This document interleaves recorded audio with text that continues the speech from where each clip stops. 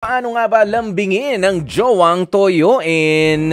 Ayan, ang kasagutan kanina, no, nakakita ko ng mga ipagluluto ko siya ng paborito kong pagkain. O nawala lang dito yung kopya ko, no, mga kapatid. Ayan, pero yung iba naman ay sinasabi na syempre mamasahihin o kaya naman ay sexy. Lalambing-lambingin, mamasahihin sa ulo hanggang sa balikat. Hanggang doon na lang kasi andun ang kiliti sa balikat. Nabasa ko na yan kanina mga yan eh. Ayan, sabi ni Mary France, ay naku, paano lambingin ang jowang toyoin? Sabi niya, eto nga nagtatampo pa rin, nakatalikod pa rin sa akin. Nya! Di pa rin. Si Buen Arban, sabi niya, kailan?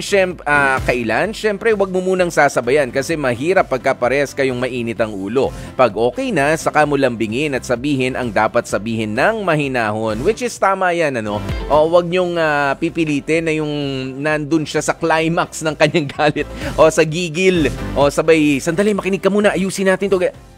Alam nyo, minsan kailangan palipasin muna. Ayan, sabi naman ni Marvin, walang lambing-lambing. Dapat nga mas higitan mo pa yung toyo at ipakita mo kung sino ka talaga. Aba, iba rin. Kaya talaga yan, Marvin. Kung galit siya, mas galit ako. Laging mas.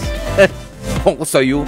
Ayan, si Darwin Rosel, sabi niya, magsusorry ako kung meron akong pagkukulang sa relasyon namin at gagawa ako ng paraan para mapasaya ko lamang siya. E papaano naman kapag ka nga tinoyo lang talaga, isang solid na toyo, wala kang ginawa, wala kang pagkukulang, pero talagang kailangan mo mag-sorry. Ay naku, yan ang wag niyong gagawin. Minsan, okay lang pagbigyan kapag ka medyo patwitams, mga pa-cute na tampuhan, pero mga kapatid, wag niyong sasanayan ang inyong mga partner na wala ka namang kasalanan, meron siyang kasalanan. Kumaga pinalampas mo na nga pero ikaw ang dapat na mag-sorry. Wag, baka kasi mamihasa and it's going to be stressful para sa'yo. Oo nga, mag-partner kayo, oo nga, mahal nyo ang isa't isa, pero kasi nagiging nadidistort kung yung papel mo, kung ikaw yung babae, ikaw yung lalaki, kapag ka ikaw na lang lagi yung nagbibigay at nanunuyo. Yung iba naaabuso kasi yan at yung iba bigla na lang sasabog hanggang sa biglang matatapos yung relasyon ng dahil, ay nako, lagi na lang akong sorry, wala akong kasalanan. Ako pa rin pinagsosorry mo, ikaw naman gumawa ng gulo, ako pa rin magsasabi.